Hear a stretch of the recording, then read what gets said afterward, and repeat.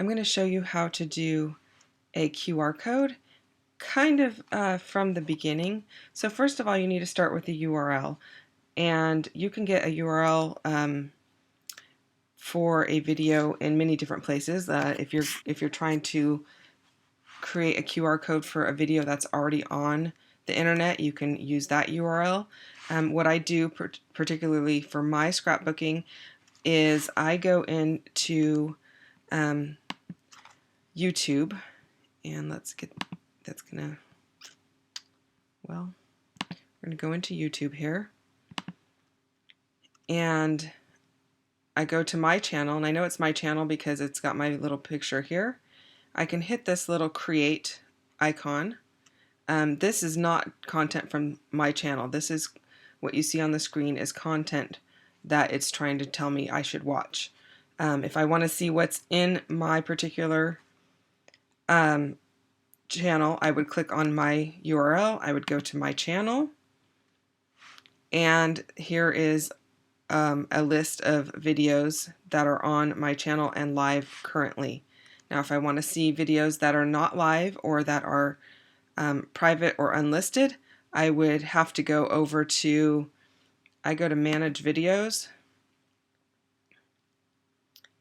and that's going to take me to a screen that has all of the videos on it right here.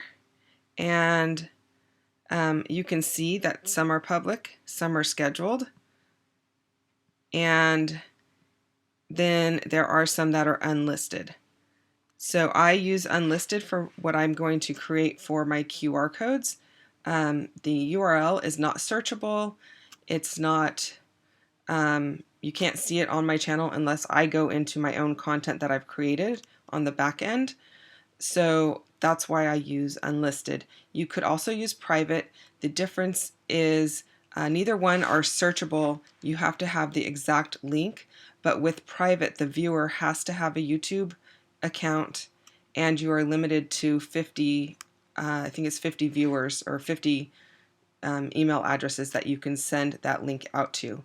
So I choose to do unlisted because, in 20 years when my kids are looking at it, I don't want to, like, their email addresses have changed. I don't want to have to necessarily go and invite them to look at the video for them to be able to see it. I want them to be able to see it by just scanning the QR code. Hopefully that makes sense. If you want to do it as private, you can do that, but I just figured, if my scrapbooks live way longer than I do, which hopefully they do, then down the road, generations to come, they're not going to have that opportunity to be invited. So that's why I chose to do it that way. So anyway, we're going to go into create, and again, this create button, you do have to have a YouTube channel, but you don't have to have anything listed publicly on your channel, and it's free to have a YouTube channel. So you can do that. So I'm going to go create, upload video, and it's going to give me the screen to select a file. You can drag and drop a file there if you want. I have this little clip of my husband took some video of these little robots that were in downtown when he was at work one day. So I'm going to just go ahead and use that. So this is not part of the QR code process. This is how I'm getting my URL for my QR code. Again, you can use whatever video you like. Let's say you have a video of, I don't know, Christmas songs in YouTube that you want to go ahead and link to a QR code so that maybe while people are looking at your Christmas album, it's playing Christmas music and there's a Yule log or something like that on the screen. You could do that. You could pick video from anywhere on the internet that you want. But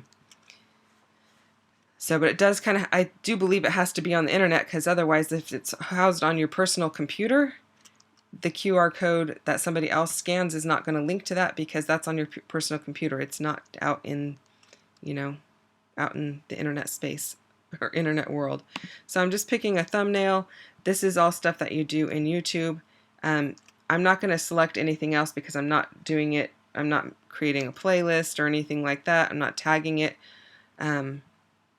You can put a description that will come up in your description box on your YouTube. I'm just going to say video from downtown of tiny robots.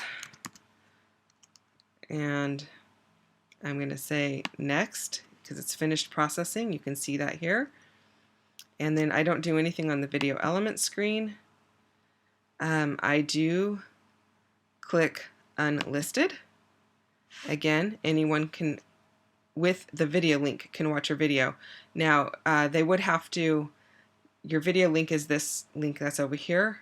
They would have to guess that link to be able to find it without having that link sent to them. And these links are not like super easily guessed. You know, it's not like there's a naming convention associated with them. It's all kind of random stuff.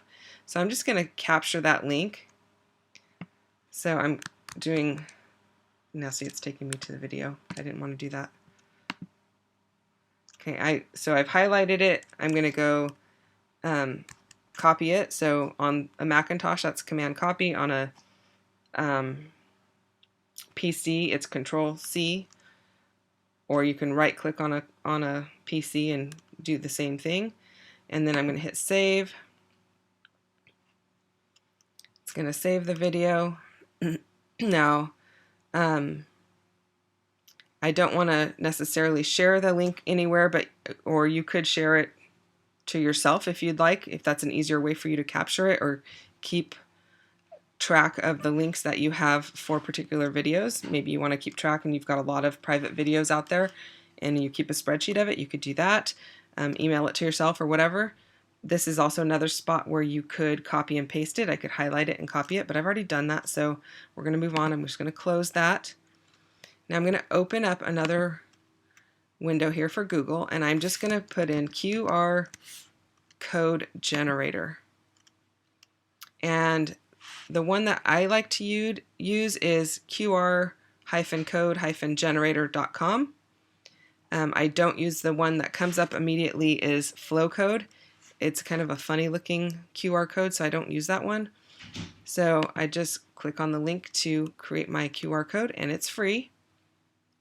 So you will immediately get this window.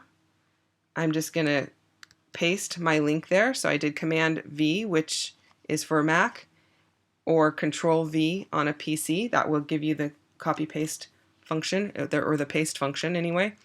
And you can see my QR code came up right here. That's the QR code that I want to use. So now I'm going to go download JPEG. And you can see up at the top of the screen here, it's being generated. And then you're going to see it pop up down here in my downloads. There it is. And I don't know why it came up as a PNG, but PNG, JPEG, any of those work. Any of the file formats for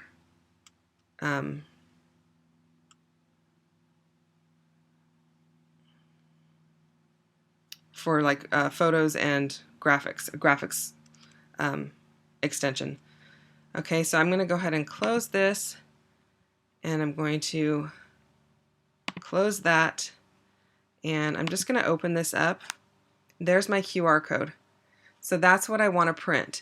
Now I'm not going to show you how to print that on a Mac because it's a different kind of a process. On a PC, what I would do is I would open like PowerPoint or Word or the OpenOffice editions of those said items, and I would bring it in, size it to what I would want, which is I usually go between 1 to 2 inches, and well, usually 1 to 1.5 inches, and then I print it out and then cut it out, and that's it. That's all you have to do.